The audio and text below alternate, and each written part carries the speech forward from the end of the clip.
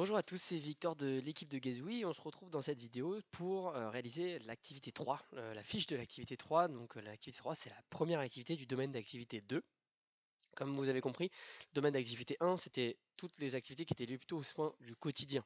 Donc les petits soins, l'éveil, la prévoyance, etc. Et le domaine d'activité 2, c'est plus ce qui est lié aux soins cliniques, donc c'est-à-dire aux soins qui sont plus exceptionnels, entre guillemets, et qui vont mesurer un peu votre habilité technique à réaliser justement ces soins. Donc si on regarde rapidement le titre du domaine d'activité, on a donc vraiment deux grandes parties. Appréciation de l'état clinique de la personne et la deuxième partie, mise en œuvre de soins adaptés en collaboration avec l'infirmier en intégrant la qualité et la prévention des risques. Donc d'abord, ce premier titre, appréciation de l'état clinique de la personne. Alors, qu'est-ce que c'est l'état clinique de la personne? En fait, qu'est-ce que ça veut dire apprécier l'état clinique de la personne? Ça veut dire observer la personne, voilà, peau, muqueuse, voilà, les yeux par exemple, etc., le comportement, les signes inhabituels, qui vont nous permettre de évaluer si la personne est dans un état de maladie, typiquement, ou de pathologie, plus généralement. Donc voilà, donc ça c'est vraiment la première étape, c'est vraiment plus l'observation. Et ensuite, il y a la mise en œuvre de soins adaptés en collaboration avec l'infirmier en intégrant la qualité des risques et la prévention, enfin la qualité et la prévention des risques. Donc d'abord, la première partie de ça, c'est mise en œuvre de soins adaptés. Donc ça, vous allez voir, c'est l'activité 4, où ça va vraiment être concentré sur la mise en œuvre de soins adaptés en collaboration avec l'infirmier. Ça, c'est important. Ça peut faire peur parce que vous dites, mais moi, j'ai jamais travaillé directement avec un infirmier. Alors, bon, déjà, si vous étiez en structure petite enfance, potentiellement, vous aviez déjà une infirmière puéricultrice qui était avec vous et qui, du coup, potentiellement a travaillé. Si ce n'était pas le cas, ou si par exemple vous êtes assistante maternelle, il faut, c'est pas très grave, l'objectif c'est de montrer que vous avez réalisé une activité avec quelqu'un, voilà, en équipe pluriprofessionnelle. Vous le savez, on en a parlé sur les 3 premières activités. L'aspect pluriprofessionnel du métier de AP, c'est très important. Voilà, il faut montrer que vous travaillez avec plusieurs professionnels, etc. Bon, on y reviendra sur la vidéo, sur la fiche 4 de toute façon, donc il n'y a pas d'inquiétude. Et ensuite, en intégrant la qualité et la prévention des risques. Ça, c'est très important. On a commencé déjà à en parler dans la fiche 2.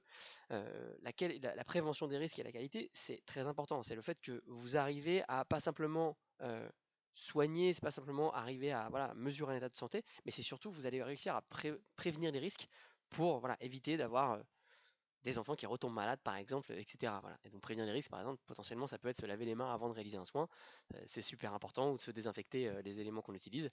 C'est évident, mais il faut le dire. Et donc, cette activité 3, elle est concentrée sur vraiment l'observation de la personne et mesure des paramètres vitaux liés à son état de santé. Donc voilà, là on est vraiment plutôt sur la première partie de ce domaine d'activité 2. Vous allez voir, le domaine d'activité 2, il y a 3 activités de toute façon. Et donc là on est dans la première partie, donc la partie appréciation de l'état clinique de la personne.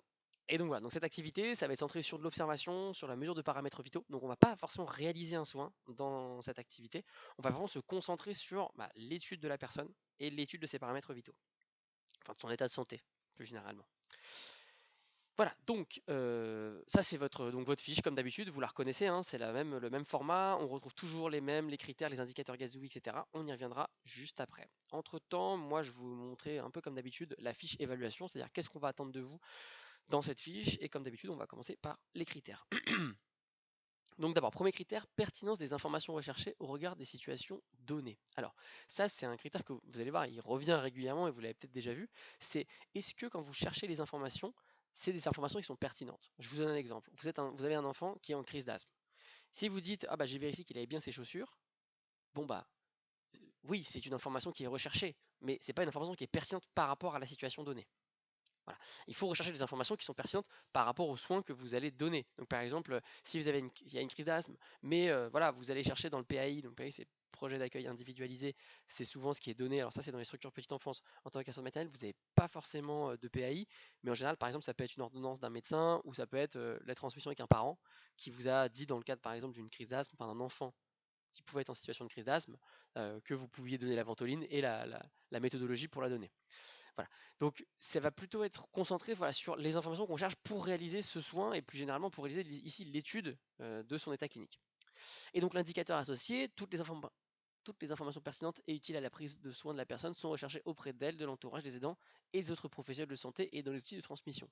Qu'est-ce que c'est ça? Ça c'est comme quand vous êtes à la télé, c'est comme quand vous imaginez les soignants, vous savez quand ils arrivent sur une scène, quand ils arrivent devant quelqu'un qui est malade ou quelqu'un voilà, qui est blessé, la première étape c'est l'observation, poser des questions, chercher les informations vraiment où est-ce qu'elles peuvent être. Et où est-ce qu'elles peuvent être les informations? Elles peuvent être auprès de l'enfant, directement, elles peuvent être auprès des transmissions que vous avez fait avec les parents avant, elles peuvent être potentiellement dans les formations que vous avez réalisées, et donc du coup ça vous permet de faire le lien avec la situation que vous observez, et donc du coup en déduire des choses.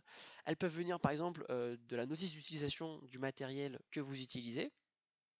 Donc voilà, et ça c'est très important, la recherche d'informations. Donc par exemple si vous dites, bah là il y a un enfant qui est en train de réaliser une crise d'asthme, par exemple, vous l'observez, ce que vous allez écrire dans votre texte, c'est pas juste, bah voilà, j'ai posé la question à l'enfant, je l'ai accompagné, etc. Enfin, j'ai réalisé l'étude de son état clinique avec lui. C'est aussi, bah voilà, ça, je savais que l'enfant, 16 jours, avant le soin, pendant le soin, après le soin. Ici, bah, c'est pas le soin, mais c'est l'étude du soin, entre guillemets. Donc, il faut en parler, il faut dire, bah, pendant l'étude, avant l'étude c'est l'observation, pendant l'étude de santé, ça, enfin, pendant l'étude de l'état de santé, ça c'est plutôt par exemple quand vous allez prendre le thermomètre pour réaliser une mesure de température, et après euh, la prise de paramètres vitaux, ça va plus être bah voilà, comment vous faites la transmission, comment vous le notez, comment vous continuez les observations, etc. Voilà. Et donc les informations, j'insiste, les informations ne sont pas simplement auprès de l'enfant, voilà, elles sont auprès de plein de choses. Et si vous avez d'autres idées, par exemple, imaginons que c'est votre infirmière de puériculture, votre infirmière de PMI qui vous a donné des informations sur comment gérer une crise d'asthme, et ben il faut le dire ça. Voilà, surtout que ça c'est intéressant parce que c'est une infirmière.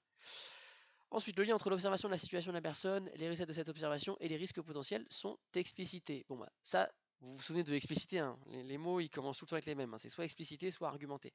Explicité, ça veut dire quoi? Ça veut dire que bah, le lien entre l'observation de la situation, c'est-à-dire ce que vous observez de l'enfant, imaginons un enfant avec par exemple un érythème fessier, bon bah vous arrivez à dire dans l'observation de la situation, par exemple un enfant qui a un érythème fessier, ou par exemple, enfin voilà, il va potentiellement être avoir une attitude qui est changeante, il va potentiellement avoir de la fièvre, mais ces signes-là, ils peuvent être liés à un érythème fessier, mais ils peuvent être aussi liés à une rage enfin une poussée de dents, au fait que juste l'enfant est dans cette situation-là, à une autre maladie, enfin ça peut être lié à plein de choses.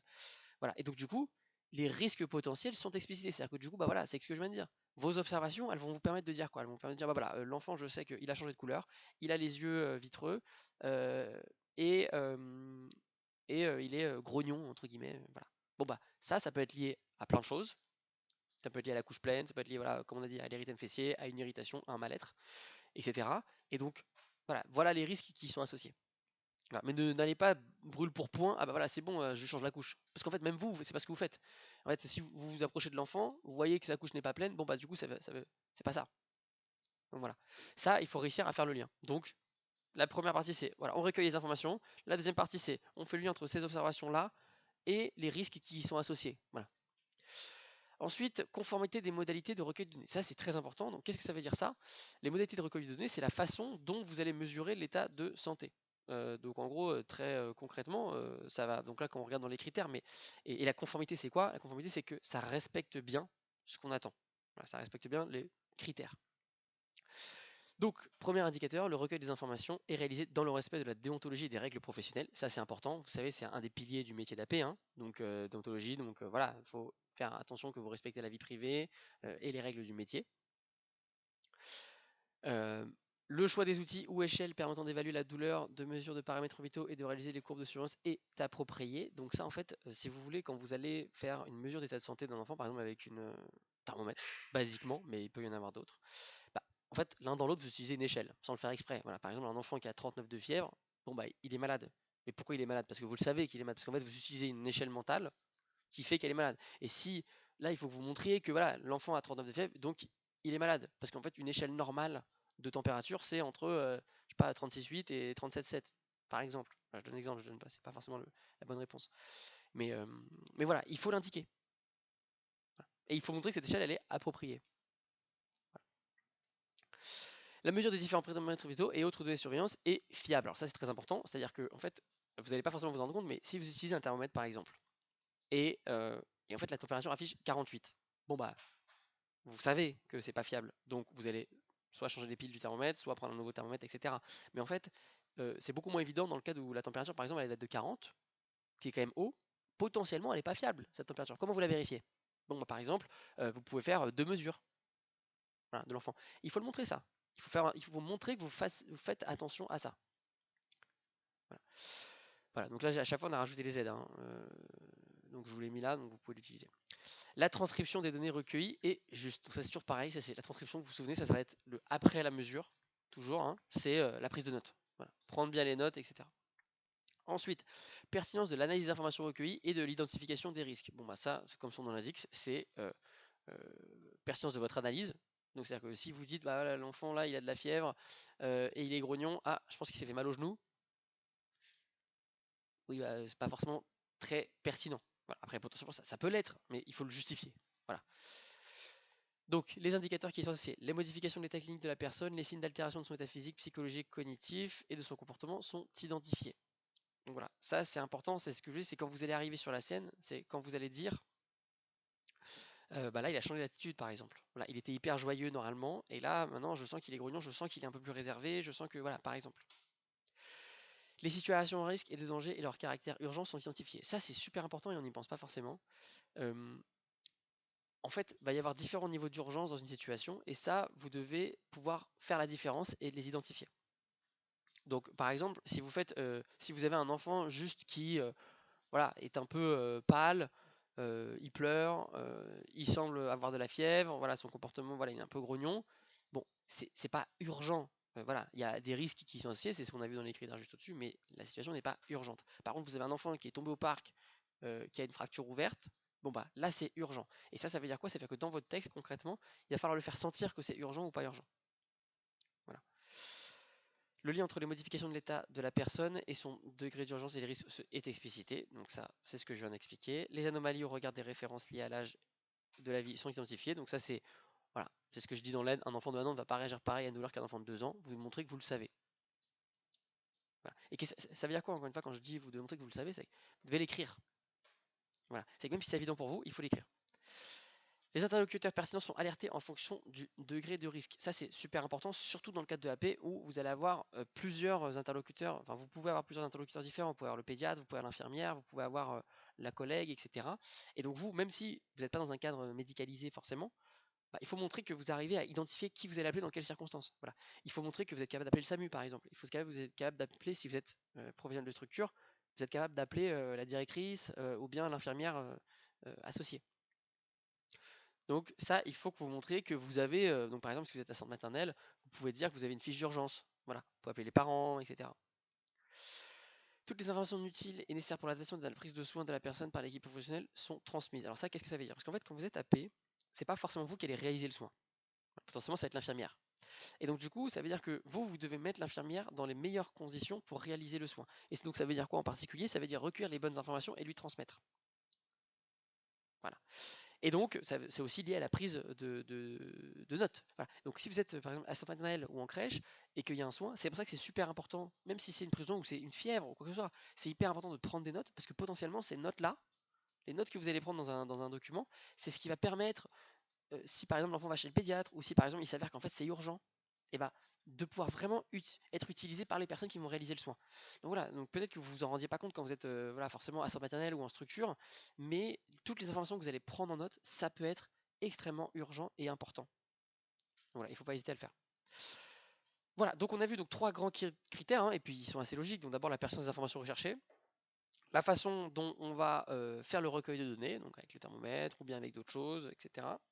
Et la pertinence de l'analyse. Voilà, bah, une fois qu'on a fait les observations, on a fait la mesure de données, on analyse. Où est-ce qu'on peut aller, qu'est-ce qu'on peut faire, et on n'oublie pas le après le soin. Voilà. Donc là, on vous a mis un exemple. Voilà, ça c'était pendant la survenue d'une crise d'asthme. Donc vous pouvez choisir n'importe quelle situation où vous avez pris un état de santé. Mais bien sûr, il faut choisir une situation où bah, l'enfant était pas bien. Voilà, où vous avez observé une modification de l'état clinique. Voilà, par exemple, un enfant qui voilà, est tombé malade au moment d'une activité, vous avez senti que son attitude avait changé, etc. Voilà. Et on fait comme d'habitude dans les fiches, je réinsiste et je vais réinsister à chaque fois. Avant le soin, pendant le soin, après le soin. Là ici, il n'y a pas de soin, vous ne réalisez pas le soin, mais comme je vous dis, tout est un soin quand vous êtes une AP. Ça veut dire quoi tout est un soin? C'est toute une activité. Donc ici, c'est pas avant le soin, pendant le soin, après le soin, c'est avant la mesure des paramètres vitaux, pendant la mesure des paramètres vitaux et après. Avant, c'est la partie observation, la partie prise d'information, etc. Pendant, c'est là où vous réalisez réellement par exemple la prise, donc vous allez raconter comment vous allez faire le thermomètre, comment vous allez vous laver les mains, etc. Gérer l'hygiène. Et après, comment vous allez ranger le matériel, comment vous allez assurer le suivi, comment vous allez prendre les notes. Donc voilà, et n'oubliez pas la notion de travail pluriprofessionnel, c'est super important plus que n'importe où dans le bloc 2, parce que le bloc 2, vous l'avez vu, il y a une notion de travail pluriprofessionnel qui est intégrée dans le titre. Donc là, essayez de faire intervenir un maximum d'autres collègues. Si vous êtes assistante maternelle, c'est d'autres collègues assistantes maternelles, l'animatrice du relais, l'infirmière de puériculture, les parents, potentiellement le pédiatre si vous êtes en contact avec lui, si vous avez une ordonnance, etc. Essayez d'intégrer au maximum dans votre histoire. Donc voilà, donc là on vous a fait la séparation avant, pendant et après, et voilà, donc vous commencez à nous connaître, donc ça commence à être bien. Bon courage pour cette fiche, c'est la première du bloc 2, la bloc 2 c'est souvent la plus compliquée, donc n'hésitez pas à participer aux ateliers collectifs et individuels, voilà, et à prendre rendez-vous avec moi ou avec les autres accompagnants pour demander de l'aide. Voilà, on se dit à bientôt pour la fiche 4. À bientôt.